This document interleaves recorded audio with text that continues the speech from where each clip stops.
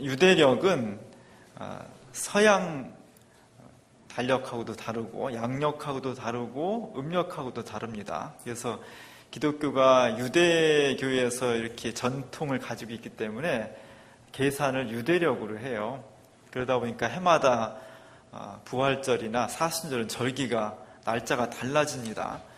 올해는 부활절이 3월 27일이고 사실 이번 주일이 사순절 첫 번째 주일입니다. 주님께서 고난당하시기 40일 전을 미리 우리가 마음으로 준비하고 그 고난에 동참하는 그런 준비를 하는 사실은 굉장히 중요한 절기였습니다. 주일로는 오늘 시작인데 실제 사순절은 수요일부터 시작을 해요. 그날을 우리가 제의 수요일이라고 말합니다. 제의 수요일은 사순절을 시작하면서 우리가 나 자신을 참회하는, 유대 사람들은 참회할 때 죄를 뒤집어 쓰고 그런 형식을 가지고 참회를 했거든요. 그래서 그 뒤로 이 수요일을 제의 수요일이라고 말을 합니다. 올해는 공교롭게도 제의 수요일이 2월 10일이었습니다. 우리가 황금 연휴였잖아요. 금요일부터 수요일까지 5일 동안 황금 연휴라 제가 고민을 참 많이 했습니다. 지난 주간에. 그래서 항상 보면 연휴 마지막 날 저녁 시간이 차가 엄청나게 막히거든요. 근데 그날 수요일날 저녁 7시까지 교인들이 교회에 와서 기도하려면 이 엄청난 교통 체증 가운데 고생을 많이 하겠다 그런 생각을 하고 제가 수요일날 기도회를 쉰다고 지난 주간에 그 광고를 했어요. 그리고 나서 찜찜한 걸 마음이 제 수요일 시작하는 사순절 시작하는 날에 우리 교인들을 내가 교회에 안 와도 된다고 그랬구나. 참 마음이 사실은 편하지 않았습니다. 근데 또 주부의 광고를 그렇게 냈으니 또 금방 뒤집어서 다시 모인다고 하기도 그렇고 그래서 그냥 쉬었는데 제가 수요일날 저는 사실 명절 때 어디 안 가거든요. 그날만 딱 가고 화요일 수요일 다 그냥 교회 사무실에 있었습니다. 그래서 제가 수요일날 그 시간에 저 혼자 참회 기도를 했어요. 하나님 죄송합니다.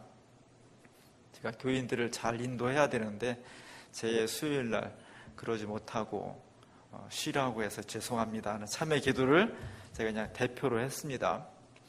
그러면서 이제 이런 생각이 드는 거죠. 목회자가 어떤 자세를 가져야 될까 교인들한테. 사실은 너무 근본적이고 너무 율법적인 것을 막 강조하다 보면 교인들이 막 숨이 막혀요. 막 현대 생활에 적응이 안 돼. 또 그렇다고 진보적이고 너무 개방적이어서 그런 거 다 율법 같은 거 중요하지 않고 마음이 중요한 거야. 이러다 보면 한없이 또 풀어져 버려요. 난 어떤 목회자가 돼야 될까? 여러분은 어떤 목회자를 원하는 걸까? 유연하게 그냥 다 이렇게 근본적인 거 다 풀어서 유연하게 그냥 상황에 따라서 신앙생활을 좀 편하게 해주는 그런 목회자가 되어야 될까? 그런 목회자를 원하는 걸까? 아니면 좀 힘들더라도 원칙을, 전통을 좀 강하게 고집하면서 나아가는 그런 것이 신앙에 유익한 걸까? 사실 늘 그런 고민이 됩니다. 그런 부분에서 저는 이번에 여러분한테 좀 잘못했다는 생각이 들어요. 하나님 앞에 잘못했다는 생각이 듭니다. 차가 밀려도 제 수요일 기도에는 쉬지 말았어야 되는데 그런 생각을 했습니다. 앞으로는 여러분이 조금 힘들어도 신앙의 원칙들을 좀 더 강하게 지켜나가는 그런 교회와 목회자가 돼야 되겠다 그런 생각을 하게 됐습니다. 그게 지난주에 제가 한 주간 동안 한 생각이었습니다. 오늘 말씀은 하나님께서 우리에게 이 시대 가운데에서 어떻게 한국 교회와 우리 기독교인의 신앙을 다시 한번 회복할 수 있을지 그 회복하는 중요한 방법을 우리에게 말씀해 주고 있습니다. 한국 교회가 마구 추락하고 있습니다. 저는 목회자로서 한국 교회가 무너져 내리는 것을 막 피부로 느끼고 있습니다. 많은 사람들이 한국 교회를 떠올리면 굉장히 탐욕적이다. 너무 욕심이 많다, 교회가. 자기 걸 다 비워줘야 되는데 막 끌어모으는데 혈안이 돼 있다. 교회가 조금 더 관용을 베풀어야 되는데 너무 배타적이다. 한국 교회가 너무 자기 중심적이고 남을 배려하지 않는다. 한국 교회와 한국 그리스도인들은 너무 예의가 없다. 너무 무례하다. 이런 것들이 한국 교회가 가지고 있는 일반적인 이미지입니다.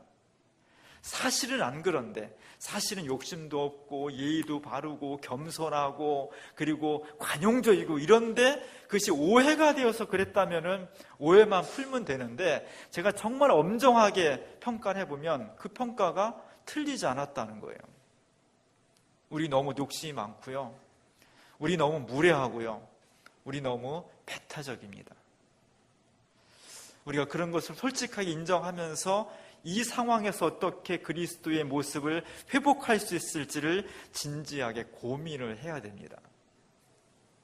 이런 이미지를 갖게 된 중요한 원인 중에 하나, 여러 가지 원인이 있겠지만 그 중에 하나는 한국 교회가 자기 자신을 드러내려고 하는 욕구가 상당히 강하다는 겁니다. 나를 좀 알아주시오. 나 이런 교회요. 나 이런 사람이요. 나를 좀 인정해 주시오. 이런 것들이 상당히 강하게 보인다는 거예요. 예를 들어서 동네는 가난한데 교회는 엄청나게 크게 짓는 그런 교회가 꽤 있습니다. 사실 교회는 그 주변의 동네 사람들의 수준과 생활 거기서 너무 크게 벗어나면 안 돼요.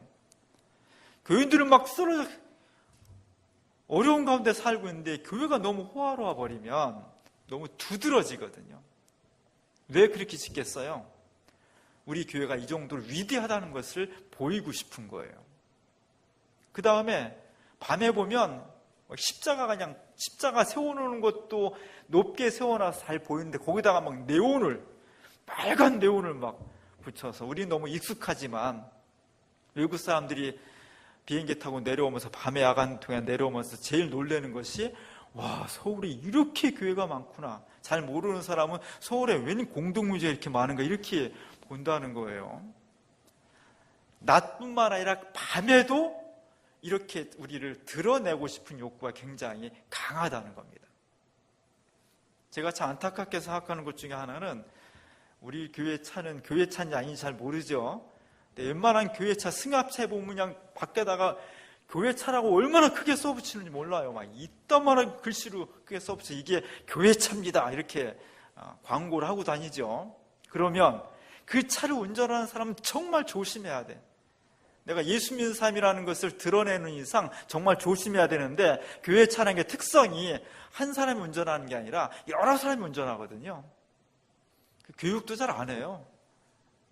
그 교회에 큰 이름을 쓴 그 차가 거리를 활보하는데 늘 시간에 쫓기니까 신호 위반, 과속 운전, 새치기 이런 걸 막 조심하지 않고 막 해버리는 거예요. 그거 가지고 누가 쫓아와서 항의하지는 않지만, 그걸 보는 수많은 사람들의 이미지 속에 교회 가면 저래, 한국 교회 이렇게 볼 안 지켜, 교회라고 크게 써놓고서 왜 이렇게 다른 사람이 모범이 안 돼, 이런 이미지를 갖게 되는 겁니다. 동네에서 조금 착한 일 하려면, 청소 한번 하려면 그냥 조용히 하지 않습니다. 반드시 어깨띠 두르고 우리가 청소합니다. 이렇게 너무너무 광고를 많이 하는 것을 좋아해요. 그리고 교인들은 버스나 전철안, 커피숍 이런 데서 얼마나 목소리가 큰지 몰라요. 성대가 좋아. 그래서 그걸 가지고 좋은 얘기를 해야 되는데, 아무개 권사가 이렇게 욕심을 부렸고, 아무개 집사가 이렇게 버르장머리가 없고, 이런 교회 내부의 그 안 좋은 얘기들을 그냥 주변 사람들 듣건 말건 막 하는 거예요. 제가 좋아하는 선배 목사님 며칠 전에 페이스북에다가 그런 글을 하나 올렸다. 이분이 참 여러분 다 아시는 목사님인데 남을 비판 안 하거든요. 근데 오늘 커피숍에 갔더니 교회 사람들이 와가지고 교회 온 지 얼마 안 되는 사람이, 잉크도 안 마른 사람이 큰 소리 친다, 뭐 이런 얘기를 막 하더라는 거예요.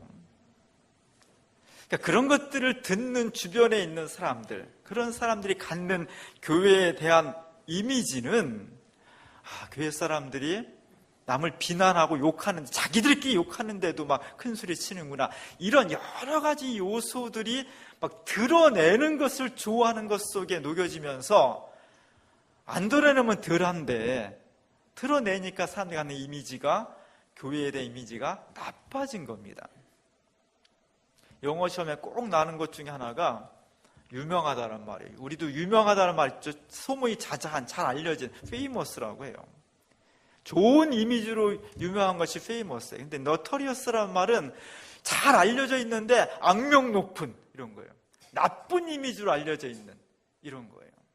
한국 교회가, 한국 기독교인들이 다 그런 건 아니지만 자꾸 두드러지는 모습들, 자기를 드러내려고 하고 두드러지는 모습들이 겸손하고 숨기려고 하고, 그리고 남을 잘 모르는 상태 도와주, 이런 것이 아니라 너무 요만한 것까지도 다 드러내서 막 밝히고 광고하고 이러는데 너무 익숙해지다 보니까 일반 비기독교인들이 갖는 이미지가, 교인들이 더해, 교회가 더 자기를 드러내려고 해, 그리고 나쁜 모습들을 자꾸 보게 되면서 한국 교회가 추락하는데, 끝없이 추락하는데 중요한 원인이 되고 있습니다. 오늘 성경 말씀은 바로 이러한 한국 교회와 한국 그리스도인들에 대해서 우리 주님이 어떻게 살아야 되는지를 밝혀주시는 아주 중요한 본문이 되겠습니다. 오늘 예수님은 금식에 대해서 말을 하고 있어요. 금식은 가장 고통스러운 겁니다.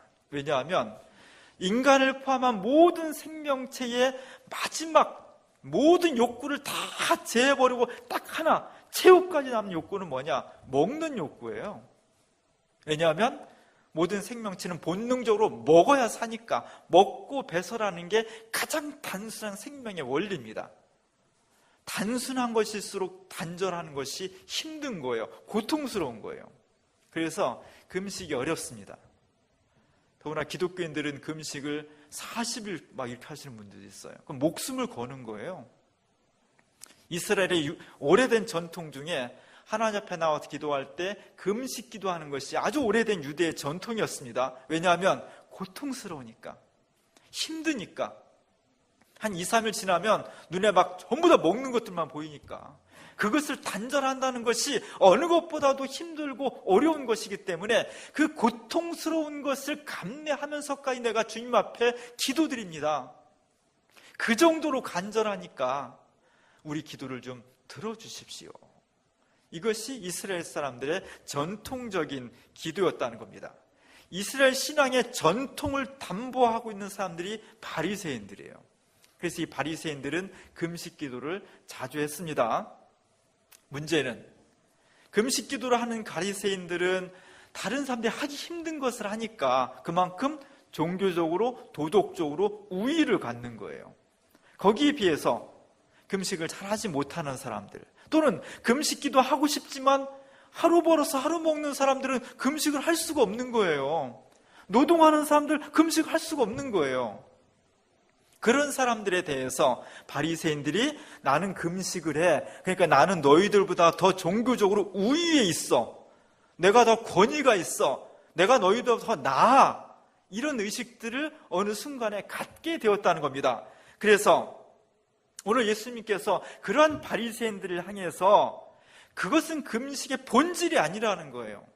금식의 본질은 우리가 얼마큼 하나님 앞에 간절한 마음으로 주님 내 기도를 들어주십시오, 이처럼 내가 간절합니다, 이것을 주님께 호소하는 것인데, 너희는 금식할 때 그것을 막 드러낸다는 겁니다. 오늘 16절에 보면 금식할 때 너희는 외식하는 자들과 같이 슬픈 기색을 하지 말으라는 거예요. 얼굴을 흉하게 하지 말라는 거예요. 금식하는 바리새인들이 사실 하나님 앞에 금식하는 것인데 사람들 앞에 보이기 위해서 나 지금 금식 중 이렇게 써놓고 한다는 거예요. 어떻게?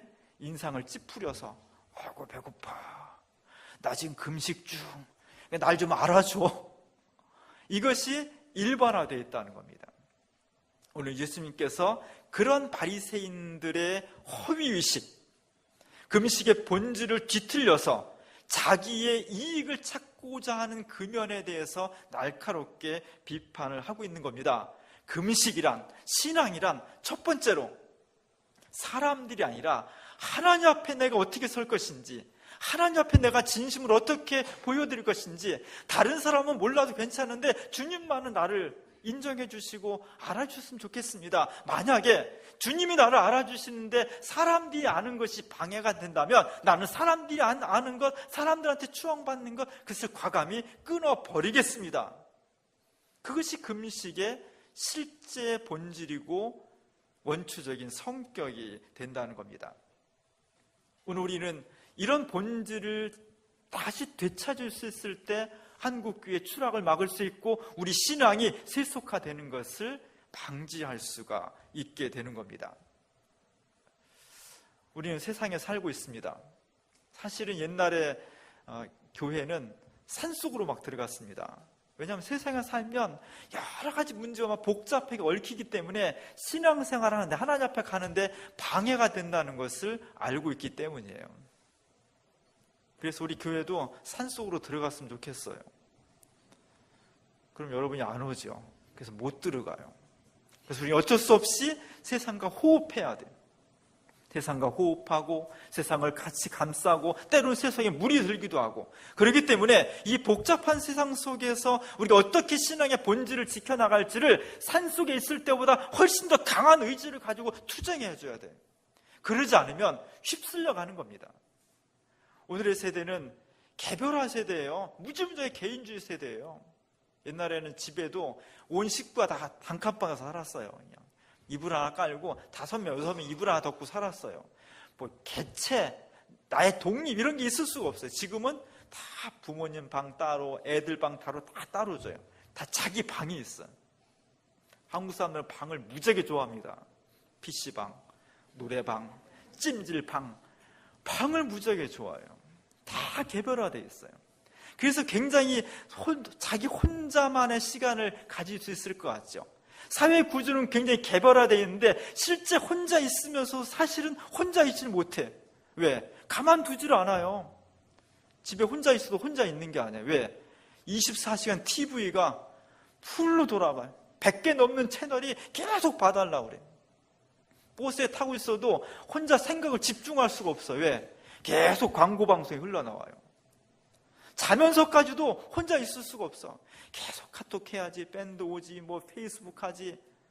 혼자 있지만 혼자 있을 수 없는 것이 우리의 실제 모습이에요. 혼자 있을 수 없다는 것은 우리가 세속의 욕망에 그대로 노출되어 있는 것이고, 그것으로부터 자기를 성찰할 수 있는 기회를 박탈당한다는 거예요. 그래서 오늘 주부에 광야에 계신 예수님의 모습을 실었습니다. 우리 주님은 공생에 세상에 나아가서 하나님 나라를 선포하는 정말 절대절명의 인생의 전환점을 맞이해서 어디로 갔냐? 광야로 갔다는 거예요. 앞으로 수많은 사람들과 어울리고 밥 먹고 이야기하고 투쟁하고 하는 그 삶의 현장을 가기 전에 첫 번째로 한 것은 아무도 있지 않은 곳, 광야로 갔다는 겁니다. 저 광야는 아무도 없는 곳이에요. 문화도 없고 사람도 없고 친구도 없고 고독하고 외롭습니다. 그곳에서 주님이 무언가 골똘히 생각하고 있어요. 예수님 얼굴을 보면 미간에 힘이 탁 들어가 있죠. 눈동자가 한 곳으로 몰려서 무언가에 집중을 하고 있습니다. 그것이 그냥 멍하고 앉아있는 것이 아니라, 그냥 명상하는 것이 아니라 무언가를 내적으로 자기 나름대로 진지한 싸움을 하고 있다는 것을 보여주고 있습니다. 예수님의 손을 보면 얼마나 힘을 주고 있는지, 저 거친 손이 뼈와 힘줄이 막 두드러지게 나타나서 예수님이 정말 내적으로 어떤 중요한 문제를 가지고 치열하게 지금 고민하고 자기 내적 투쟁을 하고 있다는 것을 보여주고 있어요. 저 광야로까지 가는 길이 순탄치 않았습니다. 그래서 예수님의 발을 보면 맨발인데 그곳에 막 상처가, 예수님의 발에 상처가 막 나 있는 것을 볼 수가 있어요. 광야는 그런 곳입니다.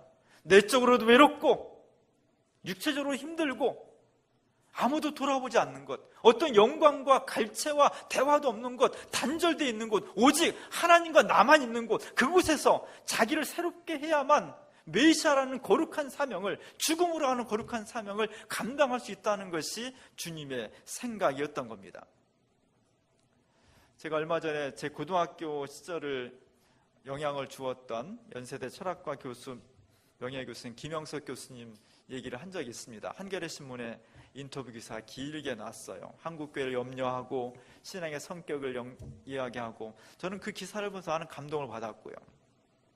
사실은 제가 그 기사에서 제일 감동을 받은 부분은 마지막 부분이었어요. 마지막 부분의 기자가 이런 이야기를 썼습니다. 사실 이 기자가 연세대 출신이었어요. 그래서 자기가 학교 다닐 때, 대학교 1학년 때 교양 과목으로 저 교수님의 철학 개론을 들었다는 거예요. 시험 문제가 형이상학과 형이하학의 차이점에 대해서 논하라 그거였는데 그걸 잘 못 써가지고 C를 받아서 저 과목을 C 받는 바람에 장학금을 못 탔다. 뭐 그런 얘기도 했겠죠. 그런 얘기도 하면서 교수님 오랜만에 했고 인터뷰 잘했습니다. 점심때가 됐으니까 제가 식사를 같이 했으면 좋겠습니다. 그렇게 얘기했더니 교수님이 아니라고 하더라는 거예요. 그러면서 그 자리에서 조그맣게 전화를 걸어서 식당에다 예약을 하더라는 거예요. 그쪽 식당 주인이 몇 명 예약할까요? 그러니까 한 명입니다. 그러더래요. 아니, 상식적으로 생각하면 수십 년 만에 만난 제자가 인터뷰를 했고 한 2시간 얘기했으니까 그 다음에는 자연스럽게 가서 식사하는 게 당연한 거잖아요. 다른 약속이 있는 것도 아니고. 그러면서 이 기자는 그 교수님이 그동안 익숙한 인간적 고독에 대해서 이야기를 했습니다. 그리고 이제 기사가 끝났어요. 저도 궁금해요. 저분이 왜 굳이 제자와 식사를 거절하고 자기 혼자 밥 먹었을까? 저는 혼자 잘 밥을 못 먹거든요. 뭔가 멋쩍어. 혼자 밥 먹으려면 쓸쓸하고.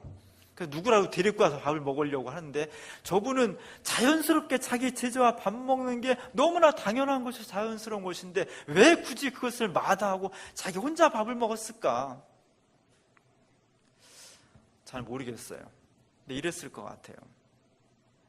한 2시간 동안 얘기를 했을 거 아니에요. 진리는 뭐고, 기독교는 뭐고, 인생을 어떻게 살아야 되고, 97세의 노인이니까 젊은 제자한테 얼마나 많은 말을 했겠어요. 사람이 진리를 많이 얘기하고 나면 그 다음에 사실은 공허해져요. 저도 설교를 하고 나면 공허합니다. 왜? 저는 똑같이 부족한 인간인데 하나님의 말씀을 전한다는 것이 그렇게 쉬운 일은 아니에요. 그리고 자기를 성찰했을 것 같아요. 이분은 혼자 밥을 먹으면서 내가 한 말이 정말 내 진지한 말일까? 나는 내가 한 말에 대해서 얼마나 책임지고 있을까? 나는 그 말에 대해서 정말 실천하고 있을까? 뭐 이렇게 자기를 혼자 밥을 먹으면서 자기를 내적으로 성찰하는 것, 저는 그분의 힘은 거기에서 나온다고 생각을 합니다. 우리 스스로 이 험한 세상에서 진정 진리와 구원의 백성이 되기 위해서는 끊임없이 우리에게 교류해오는 세상으로부터 우리 스스로를 단절해 나가는 것, 그러면서 끊임없이 하나님 앞에 나 자신을 세워놓고 성찰해 나가는 과정이 대단히 중요한 거예요. 오늘 예수님께서는 바로 그런 얘기를 하고 있는 겁니다. 바리새파 사람처럼 금식이 나쁘다는 것이 아니라 금식이 중요한데 그것을 하는 사람일수록 하나님께 정말 상을 받기 위해서 노력을 해야 된다는 거예요.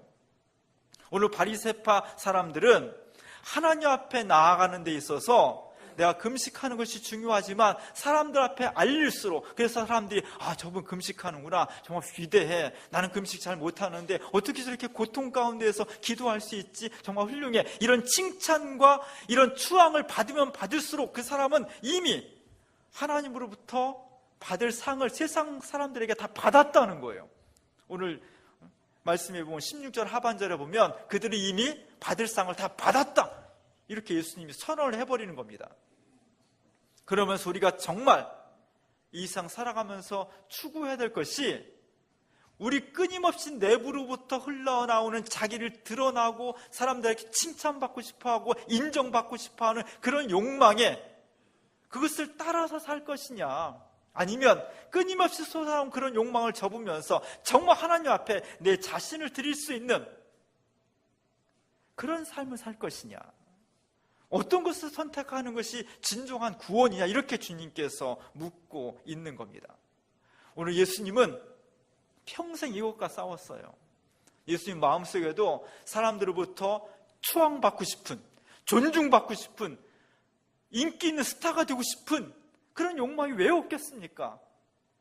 마음만 있는 것이 아니라 능력도 있었습니다. 예수님 평생 그것을 싸웠던 거예요.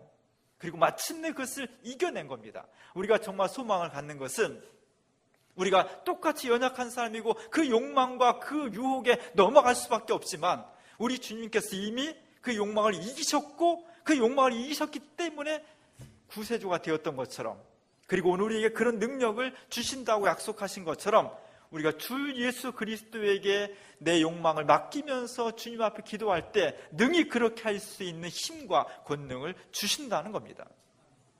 우린 그것을 믿는 거예요. 오늘날 교회가 흔들리고 있습니다. 한국교회가 정말 흔들리고 있습니다.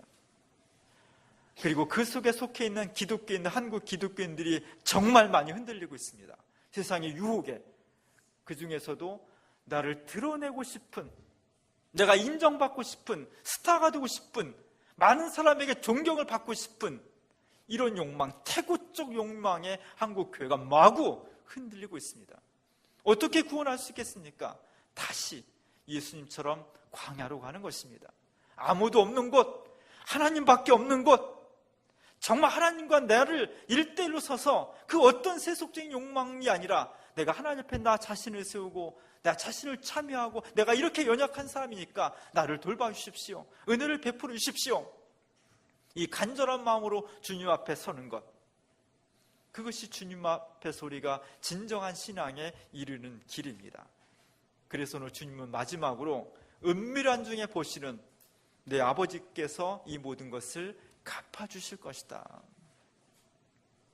은밀한 중에 보시는 하나님께서 눈에 보이지 않습니다. 귀에 들리지 않습니다. 이거야말로 정말 믿음이 없이는 가능하지 않은 것입니다. 그러나 세상의 찬사, 세상의 드러남, 이것은 시간에 따라서 점점 엷어질 수밖에 없고 오늘날 이렇게 뛰어나겠다가도 그 다음날 급전직하 무너질 수도 있습니다. 그런 것에 우리의 인생과 우리의 의미를 두지 마십시오. 하나님 앞에 내 삶과 영원한 의미를 주님 앞에 두면서 세상 사람들 아무도 몰라줘도 하나님만 아신다면 나는 너무 기쁘고 감사합니다. 그것으로 나는 만족합니다. 그것이 영원한 길이라는 겁니다. 그것이 세상의 유혹으로부터 우리 스스로를 지켜낼 수 있고 한국교회를 구원해낼 수 있는 가장 중요한 방식이 되는 겁니다. 은밀한 중에 보시면서 진실로 우리를 사랑하시는 주님 앞에 내 모든 삶을 맡기면서 하나님만 아신다면 나는 그것으로 너무 행복합니다. 이런 고백이 사순절 첫 번째 주일을 맞이하는 우리 모두에게 있을 수 있기를 주님의 이름으로 간절히 축원합니다.